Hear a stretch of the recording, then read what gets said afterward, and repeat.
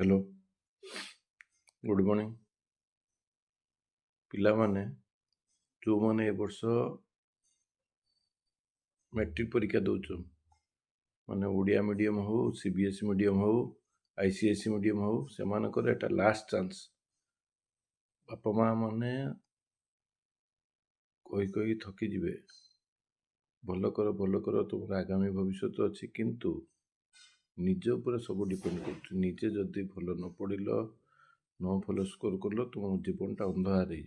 होटा आम मैंने एक्सपीरियंस करी तुम मन को कही थकी गलुणी किंतु तुम्हें मैंने कौन केयर करन किंतु भोगिला बेलू कौन रास्ता रही बी केयरफुल भल कि पढ़ जिते चेष्टा कर पढ़ मन देकी पढ़ और भल रिजल्ट कर तुम मान भविष्य उज्जवलमय। Thank you.